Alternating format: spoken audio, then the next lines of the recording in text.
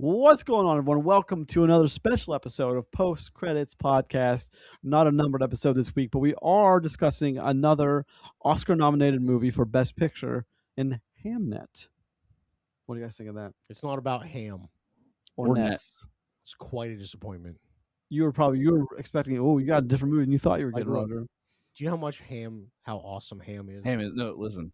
Every morning breakfast, man. We're 26 seconds into the show. It's the perfect vessel. Oh my Perfect meat Lord. for breakfast. This episode is recorded on Sunday, February 22nd, 2026. Get posted to podcast services everywhere Friday the 27th to the usual spots. Apple Podcast, Google Podcast, Spotify, Amazon Music, Podbean, and then YouTube. If you're listening to us on an audio-only version, feel free to come on over to YouTube. Check us out there as well. We are time-coded out. We have segments cut out. We try to step out some interesting stuff. Like and subscribe. Thanks. I've lost steam. We're recording on a Sunday night. We're all tired. None of us changed clothes to give the impression that we actually did it on a different night. I wear So this shirt like we- 6 times a month. yeah. Anyway, all right, boys. We are talking about Hamnet. It was a Best Picture nomination and several other category nominations as well. Yep. We've just had a chance to take a look at it. Came out last year. First thoughts. First thoughts. It's definitely not about ham. I think I mentioned that. That's accurate. Actually, Said that before. We're talking about Hamnet, or as Chris called it in the mass text between us, Hammy Nat. So here's the thing. Like, I understand why people think this movie is good, and you're allowed to like it. This movie is depressing, and like, am I wrong though? No, it can be good and depressing. that's- But that doesn't have Okay, yeah. exactly. I don't. Those are not mutually exclusive feelings, right? It's just when I see movies like this, I understand why people like love them and critics love them. But like, I feel when movies are depressing like this or can be depressing like this, I feel the same way I feel about horror movies sometimes. Okay. Like, I don't go to movies to be sad. I don't go to movies to be scared. Mhm. You know, like those kind of things. Yeah. And sometimes you can have a movie that is sad that still ends up uplifting. Yeah. This movie's just sad. Hmm. It's just sad. To prove Roger's point, if you don't understand this, take a day, watch Hamnet, watch Wind River, and watch what's another really depressing one? You trying to get rid of our listeners? All 10 of them, yes. Watch a Man Called Otto. There you go. Oh God. Watch those three movies, and Roger's point will be illustrated for you. You're right. It's not an easy movie to get through. It is about loss, even on a tremendous scale. It's not an easy movie to get through, but it doesn't. Again, Chris is right. It doesn't mean the movie isn't wonderful. It's just this isn't a watch it before you go to bed type of movie. But it does have quite a bit going on in it. So let's talk about it. Chris, what do you think? This movie's sad, Okay. but it's also good. So I was thinking about it, and like, this movie wouldn't be like this movie can be a good movie without being sad. This movie could be a sad movie without being good, though, is the main thing. True. And this movie is not that. When you watch this movie, when I watch this movie, this is what I think of when people say that movies can be art. That's what this movie feels like from start to finish to me. It's clear that's what this movie's intent is. This movie isn't trying to sell a bunch of tickets. It would like to, don't get me wrong, but that's not its goal ever. This movie's goal is to tell this specific story, to elicit these specific emotions and look this particular way along, like, the whole time it's doing it. And this movie succeeds in those areas, and this movie feels like I'm watching something that's outside of the normal movie sphere. Okay. You know, like, this is the sad version of Everything Everywhere All at Once to me. Like, I didn't want to like Everything Everywhere All at Once, But you do like the it. movie affected me, and I liked it because of how it went about doing its thing. This movie feels in that category where this movie is obviously something different than the average movie that I watch. To me, and that's where it kind of lives in my brain. And movies, and I'm a sucker for sad stuff, and this movie definitely is it. So it is that. I have another sad movie to add to your sad movie list. Do Stars Born. Oh yeah, Oh, no, yeah, there you that's go. the, There you go. yeah, Just close the night out with that. yeah. No, that's that. I was gonna say something really insensitive. Oh, but I didn't. yeah, No, good. we're good. Given We our are good. conversations we had in the last hour, Keep I going, just- go. So this movie's up for several awards, including Best Achievement in Music for Motion Picture, Best Picture of the Year, Best Achievement in Directing, Best Performance by a leading actress as in the form of Jessie Buckley, Best Adapted Screenplay, Best Achievement in Production Design, which I can see most of these Mhm, winning yeah, without a sure. problem, and then Costume Design. So with that going into it, when I watched it long before you guys did, You did. Yes. and I didn't want to taint anything that. So I've No seen it. tainted ham. Did you rewatch it as well? Okay, good. So I've seen it now a few times, and I felt the same way I thought about this when I kept the Sinner's Facade going for a long time, but I felt, Facade. well, I think it's down to this or Sinners for me, but I felt the same way. I thought Wind River, and I still believe Wind River probably is the best movie of 2017, but I watched Three Billboards Outside Ebbing, Missouri, like a week before the Oscars that year, or in the 2018 for 2017. And I was That like, movie's awesome. holy crap, that's the best movie of the year. That's how I felt about Hamnet. Well, it's like Sinners is the big lavish production, and Hamnet's a small production. I mean, which should win? What's better for movie theaters? Probably Sinners, because if you put it back in, it's going to do another $500 million. What's the right answer? I don't know, but I do know this movie is very good, and it is art, and it is everything that you think it would be a movie like this. So I'm all in for this one. But Rotten Tomatoes, do you guys know what the numbers are? No, I haven't looked at any of that. I bet it's stupid high. Tomato meters 86, popcorn meters 93. Metacritic? Wait, is that the same as a goat? So No. the GOAT was 80, I think, for Yeah. critic, which is crazy that it's even that close, but it's fine. Oh, but the popcorn meter for Go was 93 as well. Oh. Well, yeah, okay, we'll go because 11 people saw this movie, Sure. and They all thought, yeah. yeah, Well, like, look, goat is way less sad. true. What do you guys think that the Metacritic is? So, Is I it say- 60 like GOAT? Because I'll No. be mad. Okay. So here's the thing: it's going. I'm kidding. It's going to be some pretentiously high number. Well, what do you think that is? 84. You're I'd dead s- on Okay. 84. Yeah. All right. Because, like, look, I was gonna say 80. I was gonna say 86 or something. this movie checks every box to be a high Metacritic score. It checks every box to be Oscar bait.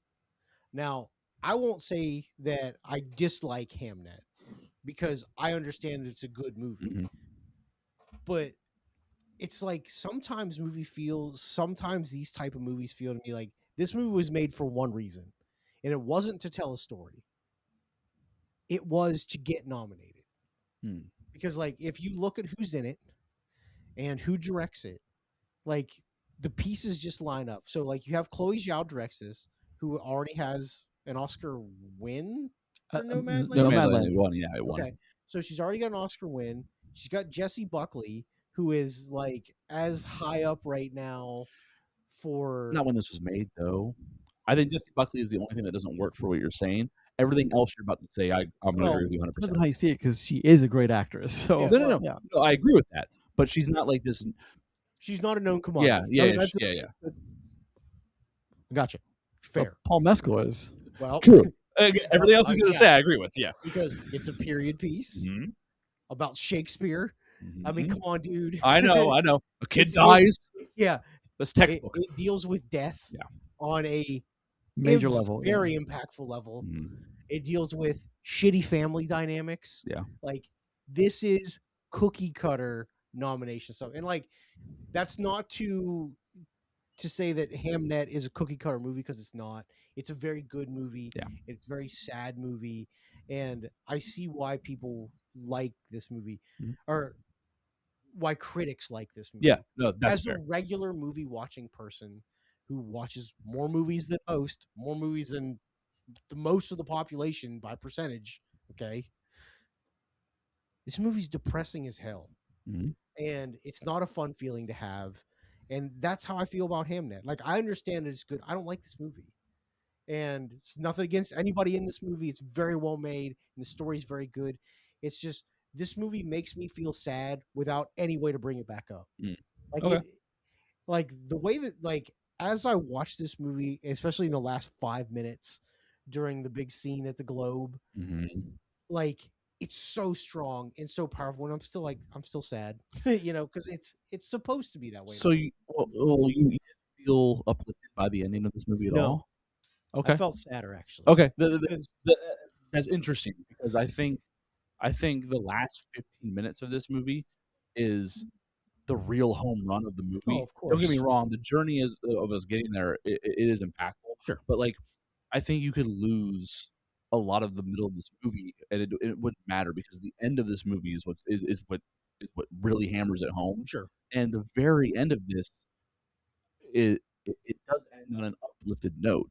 Like, and it's subtle, but it is there where like finally the same reason why she falls in love with Shakespeare is exactly what brings her back into understanding back together. and connection, and like because like she's very against him and blaming him and putting a lot of guilt back towards him because of what she went through and what he didn't have to go through.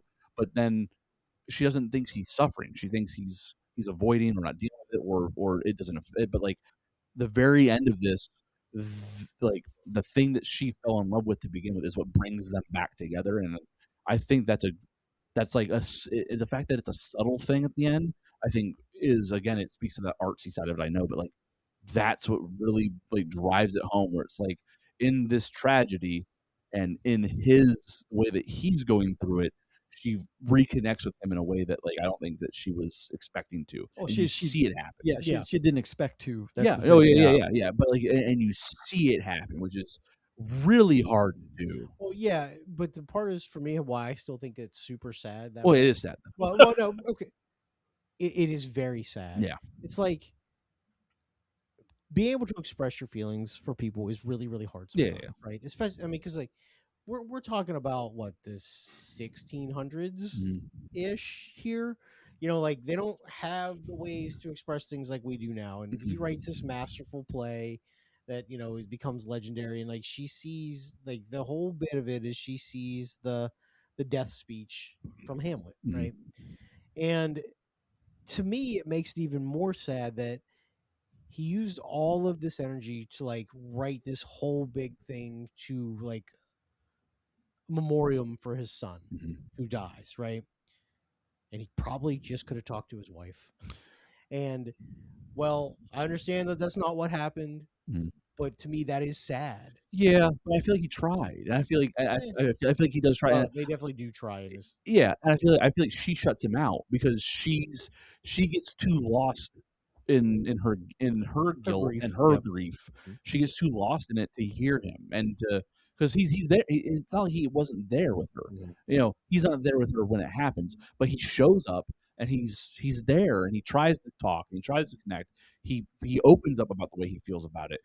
She shuts him out, and that's not who she was for the first half of the movie that we watched. So she's the opposite of that. She's very open. She's very open, and she's very analytical. And she's probably a witch.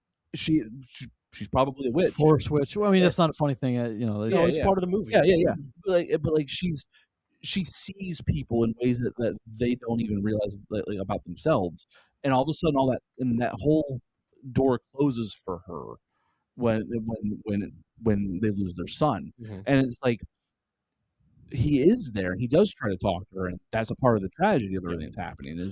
But then because he is who he is, he doesn't do a great job of it and sticking with it, and in the end, he's something else. He's supposed to be writing a comedy, like they say that, and he doesn't write a comedy, and it very much does not write. And it's because grief can be all consuming, and for someone like him, when we see early in the movie, he's consumed. He does get consumed in his creative space, and just like early in the movie, we see it happen to him before when he goes to London to begin with.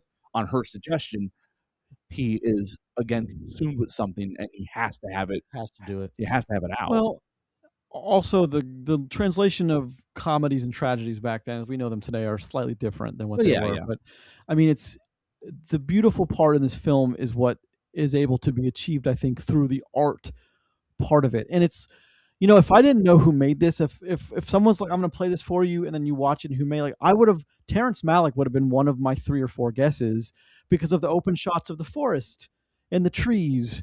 And then when they're on the farmstead, like, we get the camera up top, almost like it's looking down on like a farm with like a bunch of broken down trucks. Yeah. I'm talking about, like, we get the camera right here and we see what's going on. It's very kind of a picturesque thing. It's almost like a portrait from that time. And I like that a lot. And I think part of the beauty here is the art in which it happens, especially in the ending sequence, which I want to go back a little bit after this, but you referenced when the actors are playing it out on stage, and then like the young actor goes down and puts his hand out, and then someone from then, like, they're so moved by it that, like, It that's becomes a part of and it. then Yeah. of course the track from Max Richter's track from The Leftovers, that iconic piece of music from that show, one of the most just recognizable things from a TV show ever, starts playing, and is like, that's beautiful, beautiful song. As it is the Arrival music. Yeah. No, it's not an uncommon. Yeah. Like It's been used 100 times. sound Yeah. here now in movies and film and other things. And I think, like, that's, like, to me, you guys know I melted at that moment. Like, I was a Should have used November Rain by Guns N' Roses. I was Talk about a tonal shift in a film. I was here's the thing, if this movie doesn't break you at some sort or another, then you need therapy. And I'm saying that seriously, you need therapy. Are you It's talking to Shakespeare here?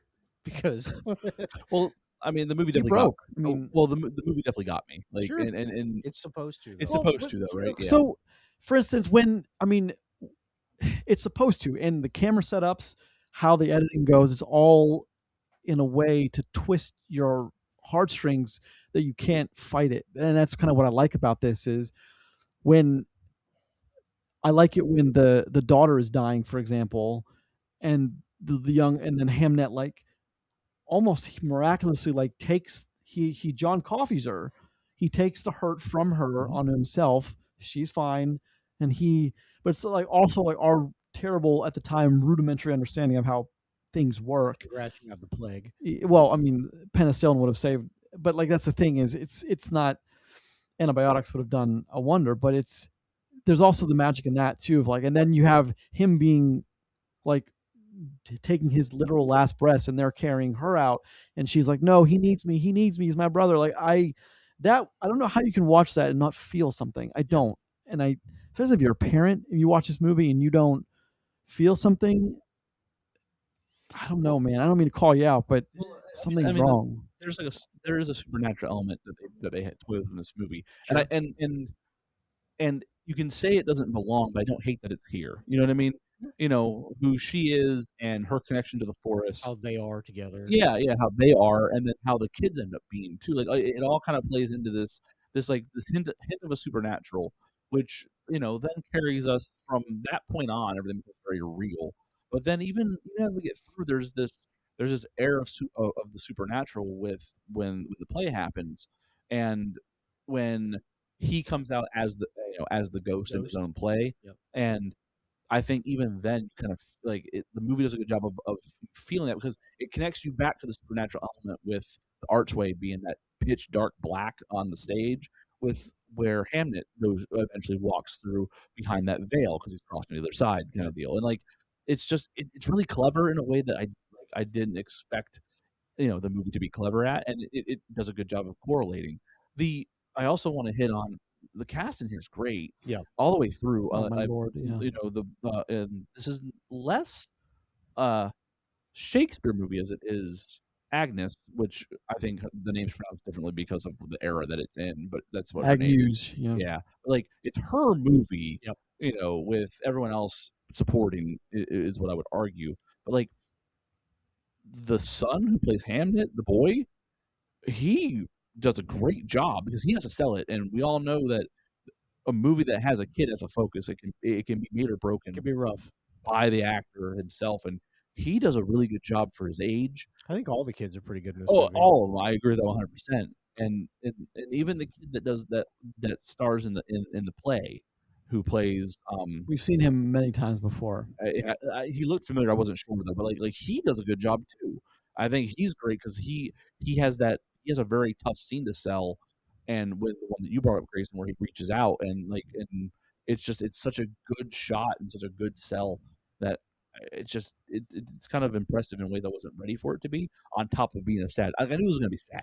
I knew it was going to be sad. I knew it was going to be a little artsy, but I feel like the movie succeeds in a lot of places that I just wasn't expected to succeed so well in. So No, you're right. I mean, especially when he does die in the, I mean, spoilers, but when he when he does die and you see him like wandering, the camera's behind an obvious like screen or curtain, and you Yeah. see him wandering around like looking where to go, and he's looking into the dark. Yeah. Like, I have to go there, I think. And like and then it comes back to that in a way in the end. Is like that's all like, but in the same way, Roger, that you just spoke on a previous episode we recorded just an hour ago, talking about how like the predictability of it is, I don't think it's a problem of that kind of thing. I don't think it's a problem here. And like I said, my whole thing isn't the movie itself. It's just when movies make me feel sad, I will always I can recognize that it's good. I always hold that against the movie because like I agree with what Chris said and what you said. It is supposed to be mildly uplifting in the end. It's still not super great. Well, yeah, I mean, it sticks with you. Yeah, in a way, it does. Yeah. It's so like, this movie's heavy. It just is.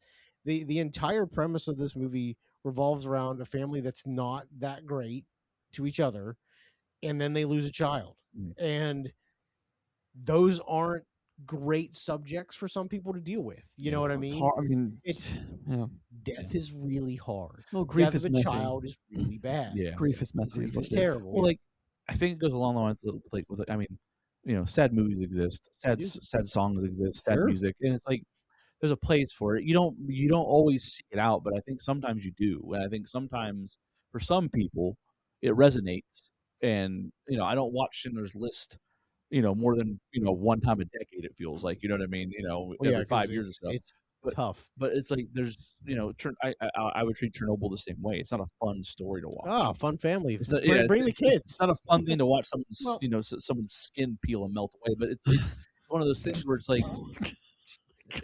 It's one of those things where I watch that because it elicits a certain emotion that it's sometimes really healthy to feel, but you don't want to live in that. You know what I mean? So I do think there's a place for it. And while some people can dock the movie for being sad and being heavy, I seek that out sometimes. And this movie is very effective while being good. It's easy to kind of like do a sad subject and throw it at somebody. It's hard to do it and make you appreciate it. This movie, I appreciated as it did it. So but also it's Jessie Buckley and Paul Mescal. Like they sell you say Jessie Buckley like she's a well-known name. I think she's great in some things I've seen her in. I think she's fantastic in this. Well, no, I say her name is like someone I didn't. If I had never seen her in anything and didn't know her from anything, I'd be saying the same thing as. There's a reason why she's cast in this role by Chloé Zhao. And I wanted to say, continuing on what I said about the predictability is, you said on the earlier recording that, you don't want to know people or be friendly with them if they say that they don't, it's a cartoon. Well, I don't take it seriously. It's an art. Yeah. I would take the same stance with someone who watches this and like, it's too highbrow. It's like, no, this is what all movies probably were for a long time before, 2000. So let's not. I've seen some movies in the 20s, you know 30s, what I and mean? 40s. Yeah. You know what I mean? Like what you said, like you should always seek it out. Like the onward story of the lost father and the two brothers, and it got really deep for a few scenes in that sequence. Like that should always be in GOAT. We just talked about is that the connection. We should have felt the connection between the mother and the son. We should have seen her. We should have known. Got a montage of her dying. That would have done so much more for us in that world. Would have built up for the kids to center it to make Will. Kids, your mom could die. I mean, is your mom human? I mean, well, I know what you're saying. Only goat moms die. Shout out to goat moms too. Shout out to your goat moms.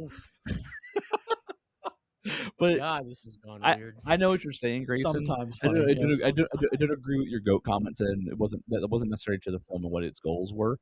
This movie, it's different because its goals are different, right? This movie's goal is Pinky's Up. Well, 100%. it is though. Yeah. Again, though, it comes back to my original opening statement: is this checks every box Oh, yeah. for a Pinkies Up Yeah. movie? Oh, it does. Like, your cast is there, the story is there, your director is Yeah. there. Because, like, look, if you look at, and this is not me taking shots at Chloé Zhao, Okay. but it was going to sound like it for a second. If you look at her entire filmography, okay, there is critically acclaimed stuff all through it, save for one. Mhm. And that's the Marvel movie she directed. Yeah. For only God knows why. Yeah. Chloé Zhao directed that. Well, On sure, money, of no, I course. get that. Yeah. But like a lot of directors that have critical acclaim don't do that.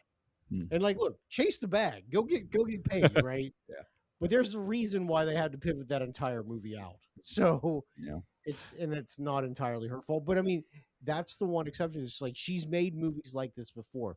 Nomadland is a movie about sadness. Yeah. It's about growing through things and experiencing life the way you want to experience it. Okay. That's what Nomadland Yeah. is. I didn't like that movie particularly because I thought, no, because I think it's bad. I think that movie's boring as hell. Yeah. I do not think that this movie is boring. I think this movie's pretty good from Mhm. start to finish. It's just sad. Yeah. And that's okay. Yeah. That's okay. I would say under like this movie checks all the boxes for a Pinkies Up movie, that kind of thing. Here's the thing though, it checks all the boxes for it. We've seen plenty of movies that check all the boxes and they're not good. True. Exactly right. This checks all the boxes, and it's good, and it's which phenomenal, yeah. which is the part that I appreciate because it's easy to make a movie that checks the boxes. It's hard to make one that checks the boxes And is good. and Well, comes together. It's hard to check every box, and good being the last box to check. Okay, yeah, that's fair. Yeah, yeah. I mean, there are like, I did find a little bit of humor because I'm just an immature idiot. Is when he decides to go to London the first time and they have a few kids. He's like, I'm going to go to London, but you, the homestead, the crops, the kids, you got this, right? You're good. You're good, wife of mine. Yeah. I'll see you in a few I'll months. see- I would like. I'm going to kill you in your sleep. I would like to point out it was her idea Yeah, the sure, whole well- time, which I think that's important because then she then blames him for being Well, gone. Is it one of the things where, like, you're married, I'm married? Yeah, Imagine, She was trying to save the marriage by doing if that. your wife says, yeah, you should go do that, but then deep back in your mind, you're like, it feels like a trap. Like, Yeah. or it's fine. Go drink with your friends. And you're like, hell yeah, she said it's fine. I don't think it's the same in this situation. But I understand the point you're making. You know where I'm going. I with know, that. but that's not what. Oh, you want to play video games with your dickhead friends all night? Oh, that sounds great. That's Go not, right ahead. that's not what they sell us in this movie, though. That's not who she is. No. She sees that he needs it, and she thinks. And unfortunately, the men went and worked and went away for work, That's and true. the women handled the house. You know, like Yeah. because It's it's the same thing. not outside the realm of what life was Yeah. like. Yeah, I mean, that is what it is. And while the point you're making is funny, that's not what sold. Sometimes funny. That's not what sold us in this film. And again, I think the movie's well done, and it's hard, and we don't get to see enough of these movies that are of Oscar caliber. They're not always well done and Oscar nominated. This one is, and That's my point. And, Is and I'm on board with it. Would you vote for it for Best Picture? I'd have to relook at the list for the field, and if I had one vote, I don't know. If I had more than one vote, it would definitely. Let's be say- You get let's- more than one. let's vote. say you had to cut the top. Let's say you had to cut 5. Would this make the top surviving 5 5? easy. Oh yeah, easy. Yeah. Yeah, I would kick Sinners out before I would kick this Ooh, out. all right, Top fair enough. 5. Easy. Interesting. I would. We should. I mean, like, cut 5, keep 5, that kind of thing. We'll like, talk about all that when we do our Oscar. I'm show. saying it's sure, but this to me is far and away the best thing of last year. Sinners is second, or for I don't. It just I go back and forth. Like, well, I like what Sinners did so much. I'm Totally different type of movie though. well, it is, but True. also what it did with the large scale, especially what it did with the music scene and everything. And I mean, this does the same thing in a different way. It takes art and makes it like you get it. It's easily digestible in like in a complicated way, and I've always I appreciated mean, that. this thing has some problems. I feel like it shoehorns in some Shakespeare stuff. You know what I mean? Like actual like Shakespeare lines, like Shakespearean notes. I don't think all those fit in this. I think it's put in there because of what it is. I don't think it's like You could be you right. know, You could be right. just the way like he's. I don't know, but it all tells the story. But again, it's not a perfect film. No. Like this is not a 10, but like it's up there for me. This So movie does drag in places too. you think so? I do, especially like it's honestly it's in the beginning that it drags a lot because like it drags and then we have a time jump and I never understand why they do things like that. Well, I think it's because this movie is a 2-event movie. This Okay. is Courtship. well, and- not even the courtship, just a loss and then the Okay. play. This Okay. movie has 2 events Okay. because even the courtship, like it's kind of like back and forth. You're getting more of the setting background in those moments, and then they're married. Yeah, You know he what I pretty mean? much sees her. He's like, hey. She's like, hey. He's like, I like you. She's like, I kind of Yeah, like you. And then they're yeah. married. Well, he's like, yeah, I guess. She's like, no, and then they do. You know what I No, mean? And okay. then they're married. What's up, girl? But How like, you doing? but I agree with I can't argue that it probably, but it's because even as audience members, we're waiting for the first event to happen, Yeah. and then we're waiting for the last event to happen in this movie. You know what I mean? Because like we all know it's coming the whole time. You don't go to this movie going, I wonder what's going to happen. We know the 2 things that are happening in this film when Like you go to watch it. Titanic. Well, I don't Fucking think boat- everyone knows the 2 fucking things in boat stinks, Hamnet. bro. I Ham- saw you can't see the trailer for this movie and have a question mark on what's going to happen. Well, Impossible. in a perfect world, you wouldn't see a trailer though. That's the thing is you just watch Whoa, the movie. No trailers? I You mean, know, we've discussed at length the 1 trailer rule. we're getting into that, but like I don't think it. I would Zero be willing to trailers. bet. I would be willing to bet if you asked 100 random Americans, 5 of them would know the events of Hamlet. Well, here's But the here's other. the thing: those are the 5 that are going to see this movie too, though, because it's the other 95%. And this is not a knock on, like, this movie's not going to be for everybody. Oh, The average it made like movie- $12. yeah, the average moviegoer is not going to be like Hamnet loved it, slam dunk. They're just not going to do it. Well, like I watched this and I willingly watched it alone because I knew my wife wasn't going to like it because Mhm. she doesn't want to be sad. No. She would agree with your points on that. You know what I mean? Like 100%. Because she's I right. don't disagree with your points. You know what I mean? It's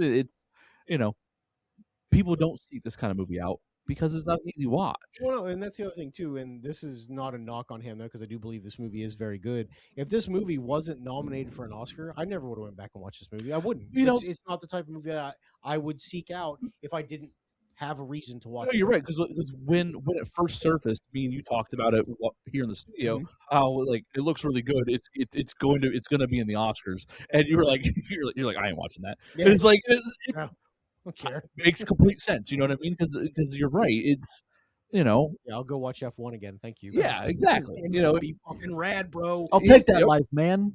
Thank you, Brad Pitt. Thank you. but yeah, it makes sense because not everybody is going to seek this thing out. Not people don't. A lot of people don't want to watch a movie like this. I'd be curious after you guys watch it, maybe we can have some mini discussion that you take a movie like Hamnet and Rental Family, and we should put those movies head to head because those are both very emotional movies about loss. Yeah, but like, so the only correlation between the two is the loss thing, though. I don't think Rental Family to me comes off as like an artsy film. You know what I mean? It When probably you see it, you'll understand probably why. can check that box in a Well- way, but it wasn't made that way. This was made that way, and If you watch, I imagine you'll change your tune. It is very much like Okay. this. It is very Well, much it's on artsy. Hulu, so watch Rental Family on Anything Hulu. on the shot on the Japanese countryside is hard to not make artsy because it's such a beautiful countryside. But I would imagine that a lot more people would resonate with That's Rental why Family Tokyo more. Drift is the best Fast and Furious. sorry. So that's the end of this Sometimes episode. funny. Sometimes funny. Sometimes funny. Okay, So so okay, final thoughts then. Yeah, it's time to wrap it up. So, is there anything else anybody wants to go over before we clear it up? I will say, well, just again, I'll iterate. This movie is wonderfully depressing, and if It's a damn good way to say it. if you seek that kind of feeling out, sometimes put this on your list of a movie you should watch when you're seeking that out. If you like sad music, if you enjoy that kind of thing from time to time, this is a great movie to watch as long as you can handle the subject matter in it. It is heavy, and if you have a problem with the loss, with someone losing a child or the strain that can put on a relationship, probably not for you. But if those things are okay within that basket of what can bring you some, what you're looking for out of that lower mood kind of experience, this thing's really good and it's worth your time. I think that's where I'd be. I think this movie is fantastic. This is the movie I seek out all the time. I love these kind of movies where you get a look at the human soul, which we don't get very often. We just don't. And I understand it because they don't make any money. And look, I'm not saying that in a bad way. I'm saying in the way that, like, well, of course we don't get those very often. No one's going to sink $40 million and get a return of 10. I get that, but It's bad math. you It's bad might math. be able to do that once or twice, but no more than that. But it's I think this movie is fan bloody tastic. I loved it. I hope it wins awards. I hope it brings attention to movies like this. But again, to me, it's like the Top Gun versus Everything Everywhere All at Once conundrum. I mean, what does more for the industry? Probably Sinners. But I don't know. But I mean, this movie is fantastic and every bit worth at least one uninterrupted watching. No phone, no nothing. Just watch it glued to the TV. But I think it's fantastic. So I consider this movie a good to great movie. Somewhere in the middle there, probably. It's fair. Almost great. Can't argue with that. Just not for me. Yeah, it's fair. You can like it. You can enjoy it. I'm probably never watching Hamnet again. Fair play. I get it. Have at it. If it wins something cool, because like, look, if this wins costume design, I wouldn't argue one bit. Have at it. Looks great. So, sure. Adapted screenplay, sure. Sounds like a great win for it. You know, what movie you should add to your fun movie day? Mudbound. Mm. We got a good movie day added up. That's a depression for Tomahawk, right? Whatever that Tomahawk. Bones movie all is. Tomahawk. Yeah. Different kind of fucked up. Oh, jeez. How's your? I need to do a welfare check. I saw a YouTube short about this, and I just doom scrolling as one does, and the guy's like, "Hamnet." Now we all know what Heath Ledger was feeling. I'm like, oh my god, Jesus. that's what that was a YouTube short. Yeah, Man. it's That's a hot take, brother. I That's think a it'd hot be- one. but I really do hope people check it out. I think it's every bit as good as any Oscar nomination. What? I just a No, I'm YouTube just short. thinking of- Listen, Yeah, it was good. that's a scorching hot take. Fair enough. Anyway, well, thank you, gentlemen, for joining me for this episode. We're talking about Hamnet. I'm glad you guys got to watch it. We're glad we all paid to watch it Yeah. legally as well. Also good. Crazy thing to bring up at the end of the show. Good. I know. That does it for us in this episode on Post Credits Podcast, a show where we are lucky enough to talk about movies with you. If you listen to this episode on an audio-only service, such as Apple Podcasts, Google Podcasts, Spotify, Amazon Music, and Podbean, feel free to head on over to YouTube. Check us out there also. Turn us on while you're doing homework, you're making dinner, whatever it is that you people do, turn us on. Like and subscribe. Do that. Thank you very much. It helps us so much. Thank you for joining us. And we will see you next week for some more theatrical movies. Something. Something. Something. Sometimes funny. Something. Sometimes funny. Occasionally.